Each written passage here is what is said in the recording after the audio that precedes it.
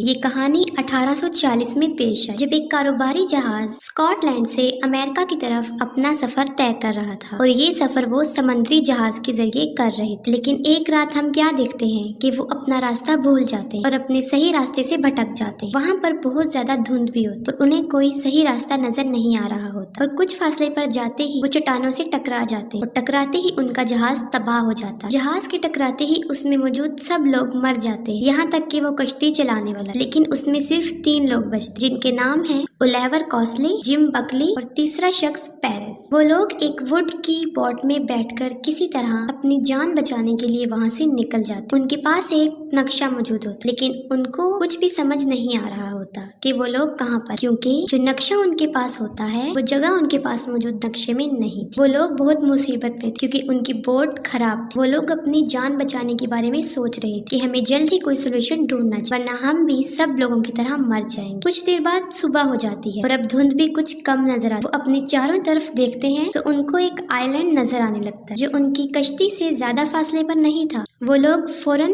उसके किनारे पर आ जाते और वहां आकर कुछ देर बैठ जाते। वहां पर बहुत सुकून और सन्नाटा होता है, जिससे उनको ये महसूस होता है कि ये आइलैंड बिल्कुल खाली है, यहाँ उनके अलावा कोई नहीं है। कुछ देर गुजरने के बाद वहाँ एक बूढ़ा शख्स आता है जिसका नाम पिंगल होता है। दरअसल वो बूढ़ा आदमी उस आइलैंड का ही रिहायशी था। वो उस आइलैंड पर उन तीनों को बहुत अच्छे से वेलकम करता है और उनको अपने घर ले जाता है और ले जाते ही अपने घर वो उन्हें खाना खिलाता है। कॉस्ली अपनी कहानी बताना शुरू करता है कि वो लोग यहाँ पर कैसे आए, क्योंकि उनका जहाज चट्टानों से टकरा गया था और जहाँ पर ये वाकया पेश आया वो उस बूढ़े शख्स के घर से ज्यादा दूर नहीं था। वो लोग ये सोच रहे होते हैं कि शायद उस कश्ती में मौजूद हमारे अलावा और लोग भी बच गए हों। वो उस बूढ़े शख्स को कहते हैं कि उसको वहाँ पर आग जलानी चाहिए। इसका फायदा ये होगा कि अगर कोई शख्स बच गया होगा तो वो यहाँ पर आ जाएगा। इसके जवाब में वो बूढ़ा शख्स उनको कहता है कि तुम लोग आराम कर लो, मैं आग जला दूंगा। जो वाकया उनके साथ पेश आया था उसमें कॉस्ली का बाजू बुरी तरह जख्मी हो जाता है। वो बूढ़ा शख्स उनको मशवरा देता है कि उन्हें कुछ दिन वहाँ आइलैंड पर ही स्टे करना चाहिए जब तक कि वो पूरी तरह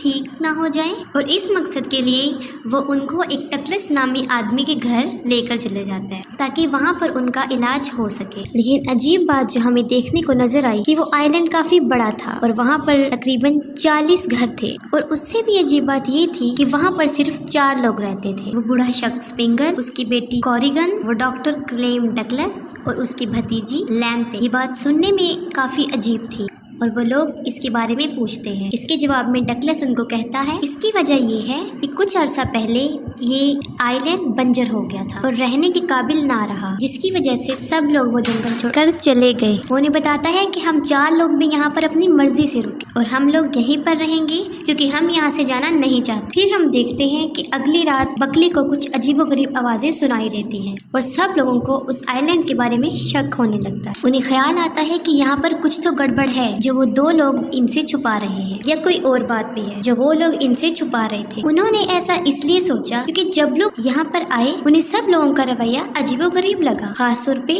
वहाँ की फीमेल्स का। वो हकीकत का पता लगाना चाहते थे, इसलिए वो लोग खुद उस आइलैंड को देखने का फैसला करते हैं कि आखिर इसके पीछे क्या हकीकत छुपी है, जिसके जवाब में डगलस उनको मना कर देता है। वो उन लोगों को मना करता है कि उनका वहाँ से निकलना किसी खतरे से खाली नहीं है क्योंकि आइलैंड पर अंधेरा जल्दी हो जाता है और जैसा वो लोग सोच रहे हैं वैसा कुछ नहीं है। आइलैंड पर कुछ ऐसी बात नहीं है और कहता है कि तुम्हारा फायदा इसी में है कि तुम यहाँ पर ही रहो। लेकिन उस बूढ़े शख्स की बातें बिल्कुल ठीक थी। उसने कहा था वहाँ पर कोई नहीं है, वहाँ पर सच में उन्हें कोई नहीं मिला और सारे घर खाली थे, मगर हकीकत तो ये है कि वो डेड आइलैंड था क्योंकि वहाँ पर ना कोई जानवर था और ना ही कोई इंसान। बकली को ये जगह मशकूक लगने लगी और इस आइलैंड की सबसे अजीब बात ये थी कि वो किसी मैप में भी मौजूद नहीं था, जबकि वो उस लैंड के आसपास ही था, लेकिन फिर भी वो किसी नक्शे में नहीं पाया जाता। पेरिस और बकली इस आइलैंड का पता करवाने के लिए जाते हैं और वो लोग एक दूसरे से अलग हो जाते हैं ताकि वो सही हकीकत जान सके। बकली अपनी मंजिल पर उस मुकाम पर जल्दी वापस आ जाता है जहां वो दोनों मशवरा करते हैं कि हमें वापस यहाँ लौट कर आना है, लेकिन पेरिस वापस जल्दी नहीं आता क्योंकि पेरिस की आईसाइट कमज़ोर होती है और उसको वहाँ पर पाँव में मोच भी आ जाती है, जिसकी वजह से वो वहीं पर गुम हो जाता है। लेकिन उससे भी अजीब बात ये کہ اسے اپنے ارد گرد کسی کے ہونے کا احساس ہوتا ہے اور عجیب و غریب آوازیں سنائی دیتی ہیں۔ ان آوازوں کو سنتے ہی اسے خوف محسوس ہونے لگتا ہے اور وہ مدد کے لیے اپنے دوستوں کو پکارتا ہے، لیکن وہاں پر اس کی سننے والا کوئی نہیں ہوتا۔ بکلی واپس گھر آ جاتا ہے اور وہ اپنے دوستوں کو بتاتا ہے کہ پیرس واپس نہیں آیا، اس لیے وہ سب اس کو ڈھونڈنے کے لیے نکل جاتے ہیں۔ لیکن ٹھیک اسی وقت ڈگلس وہاں پر آ جاتا ہے اور وہ ان لوگوں کو منع کر دیتا ہے کہ وہ اب یہاں سے باہر نہ نکلے، ان کا گھر میں رہنا ہی بہتر ہے، کیونکہ اندھیرے میں نکلنا ان کے لیے کسی خطرے سے خالی نہیں ہو سکتا۔ اور وہ کہتا ہے ابھی تمہیں گھر پہ رہنا چاہیے، تم صبح کو اپنے دوست کو ڈھونڈ سکتے ہو۔ لیکن وہ سب لوگ بہت ڈرے ہوئے ہوتے ہیں کہ کہیں پیرس میں کوئی مصیبت میں تو نہیں۔ وہ سوچتے ہیں کہ پیرس کو کوئی نقصان تو نہیں پہنچ گیا۔ ان کو یہ خطرات آتے رہتے اور پھر وہی ہوتا ہے جس کا ان کو ڈر ہوتا ہے۔ وہ اگلے دن اپنے دوست کو ڈھونڈنے نکلتے ہیں تو انہیں پیرس کی لاش ملتی اور اس کی موت کیسے ہوتی ہے کہ جیسے اسے کسی بلندی سے گرایا گیا ہو۔ اس کے بعد بکلی اور گوسٹ دونوں کا شخص یقین میں بدل جاتا ہے کہ یہاں پر کوئی گڑبڑ ہے۔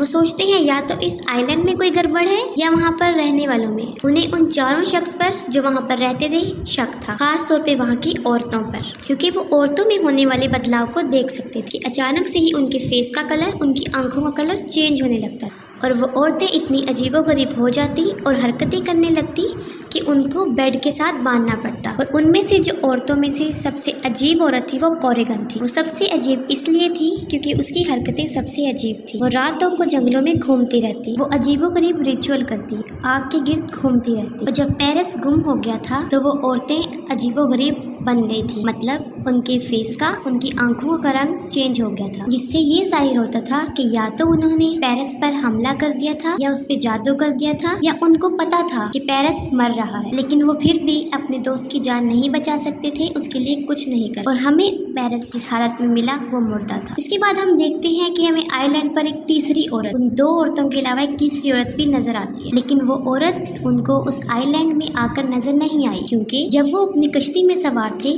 ان کو تب پہاڑوں پر روشنی نظر آئی۔ اور جیسا کہ آپ کو بتایا گیا تھا اس آئی لینڈ کے بارے میں کہ وہ کسی بھی نقشے میں موجود تھا ہی نہیں، اس پر کوسلی اپنی پیشن گوئی شروع کرتا ہے، جس کے پیش نظر وہ وہاں پر چھان بین کرتا ہے اور اس کے دوران اس کو وہاں سے ایک ڈائری ملتی۔ اس ڈائری میں جہازوں کا ذکر کیا ہوتا ہے اور اس میں لکھا ہوتا ہے کہ یہاں پر جو لوگ رہ رہے ہیں وہ لوگ پہلے موجود نہیں تھے، اور اس ڈائری میں یہ بھی لکھا تھا کہ ان سے پہلے بھی جو لوگ اس آئی لینڈ پر آئے وہ یہاں پر پھنس گئے اور یہاں سے پھر ان کا نکلنا ناممکن ہو۔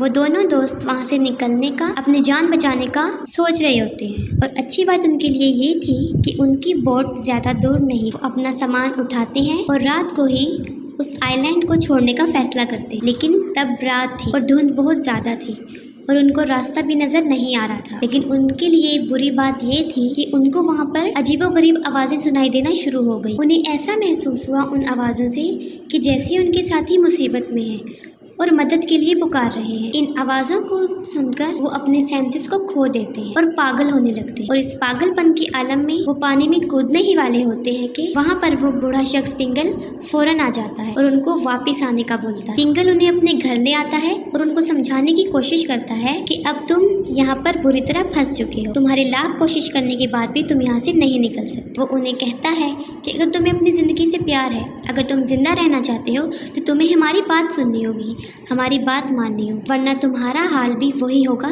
جو ان لوگوں کا ہوا، یعنی تم بھی مارے جاؤ گے۔ اور اب وہ اس آئی لینڈ کا راز فاش کرتا ہے اور ان کو حقیقت بتاتا ہے کہ ایسا یہاں پر کیوں ہوتا ہے اور کیوں ہو رہا ہے ان کے ساتھ۔ وہ ان کو کہانی بتانا شروع کرتا ہے کہ کچھ سال پہلے انہیں سمندر کے کنارے ایک سنہرے بالوں والی لڑکی ملی، اور یہ واقعہ تب کا ہے جب یہ آئی لینڈ بالکل آباد تھا، یعنی وہاں پر سب لوگ رہتے تھے اور اپنی زندگی کو ایک خوشحال طریقے سے گزار رہے تھے، اور وہ لڑکی بھی رہتی۔ اس لڑکی کا نام پریسیپنی تھا۔ وہ لڑکی نیچر سے کافی فرینکلی تھی اور فرینڈلی بھی۔ سب لوگ اس کو اس کی نیچر کی وجہ سے بہت پسند کرتے تھے کیونکہ وہ بہت خوشحال خوشباش لڑکی تھی، لیکن اس لڑکی کے بارے میں حقیقت کچھ اور تھی۔ وہ انسانی روپ میں ایک گاڈس یعنی ایک دیوی تھی۔ جب سے وہ اس آئی لینڈ پر آئی تھی اس آئی لینڈ کے حالات کافی اچھے ہو گئے، وہاں پر موجود کھیتوں کی پروڈکشن کافی زیادہ تعداد میں بڑھ گئی اور حالات کافی اچھے ہو۔ اس کی وجہ یہ تھی کہ میں نے آپ کو بتایا تھا کہ یہ فلم ایک گریک میتھولوجی ہے، یہ کہانی ایک گریک میتھولوجی ہے، اور گریک میتھولوجی کے حساب سے وہ لڑکی ایک द गॉडेस ऑफ हार्वेस्ट कहा जाता है और इसके बाप का नाम ज़्यूस है और हेडेस पूरी दुनिया का देवता था। वो अपनी बेटी को उस आइलैंड पर ले गए और फिर उसके बाद वो वहाँ की ग्रीक बन गई। जब रिबनी वहाँ से चली गई तो उस आइलैंड के काफी बुरे हालात हुए। वहाँ के खेत उजड़ गए और लोग भूख से मरने लगे। हकीकत में वो लड़की इस आइलैंड पर एक आम इंसान की तरह जिंदगी गुजारने आई, लेकिन इस आइलैंड की कहानी का किसी को आज तक पता नहीं चला। और रिबनी बहुत खूबसूरत, हर मर्द उसकी तरफ अट्रैक्ट हो जाता है। एक दिन का वाक्य है कि एक मर्द शराब की हालत में उसके साथ बदतमीजी करने की कोशिश करता है और इसके दौरान वो उस लड़की को जान से मार देता है। इसका मतलब हरगिज ये नहीं कि वो लड़की पावरफुल नहीं थी या वो उसका मुकाबला नहीं कर सकती, क्योंकि उस वक्त वो एक इंसानी रूप में थी, इसीलिए अपने प्रोटेक्शन के लिए वो कुछ नहीं कर सकती। लेकिन उसके मरते ही आइलैंड पर जवाल आ गया, कहत आ गया, लोग भूख से मरने लगे और वहाँ का सब कुछ बंजर हो गया। और उसके बाद उस आइलैंड के मर्द आहिस्ता आहिस्ता मरने लगे, वो भी वहाँ की औरतों से। वो अपनी ही औरतों के हाथों मरने लगी क्योंकि वो लड़की अपना बदला नहीं ले सकी। इसलिए वहाँ पर रहने वाली औरतें अपने आप पर बेकाबू थी और अपने बाप भाई बच्चों का किसी की पहचान नहीं रखती थी और उनको जान से मार देती थी। और जो लोग यहाँ पर फंस जाते वो यहाँ से नहीं निकल पाते और जो लोग यहाँ से निकलने की कोशिश करते उनको जान से मार दिया जाता। यही वजह है कि ये आइलैंड बंजर है, क्योंकि जो भी यहाँ पर आता वो मारा दिया जाता, क्योंकि गॉडेस का कंट्रोल औरतों पर ज्यादा था। और इसी वजह के पेश नजर उन 4 लोगों को वहाँ पर जिंदा रखा गया ताकि ये कर्ज आइलैंड पे हमेशा बरकरार रहे और जो भी जहाज वहाँ से गुजरता वो इस आइलैंड के कंट्रोल में आ। उसके बाद ये होता कि वो जहाज तबाह हो जाता और उसमें लोग मौजूद मर जाते और ऐसा कई सालों से होता आ रहा है। यानी उनके लिए यहाँ से निकलना नामुमकिन हो गया और अपनी सारी जिंदगी इस आइलैंड पर ही कैद की तरह गुजारनी पड़ी। और यकीनन कोई भी शख्स ऐसी कैद की जिंदगी को पसंद नहीं करता। वो बूढ़ा शख्स उन्हें इस आइलैंड की सारी हकीकत बताता है, जिसको सुन के वो काफी शॉक्ड हो जाते, लेकिन वो फिर भी वहाँ रहने को तैयार नहीं होते। और तब उन्हें पता चलता है कि उनका दोस्त भी उन औरतों के वश में आ गया था। इसके बाद बूढ़ा शख्स उन दोनों की हेल्प करता है वहाँ से निकलने की। वो उन औरतों को बांध देता है ताकि वो उसके ऊपर अपना जादू न, लेकिन ये कर्ज इतना पावरफुल था कि घोंसले भी वहाँ से नहीं निकल पाता और उस पर भी जादू का असर हो गया था और वो भी पानी में डूब जाता है और मर जाता है। इसके बाद जो आइलैंड की औरतें थी वो इस सारे मामला से तंग आ चुकी थी और वो खुद को मार देती हैं, जिससे प्रिसिबनी यानी उस लड़की की पावर उस आइलैंड पे कम हो जाती। और किसी को आज तक ये पता नहीं चला कि घोंसले को समंदर में जिंदा पाया गया या नहीं। और इसी तरह वो आइलैंड एक हिस्ट्री बन के रह गया।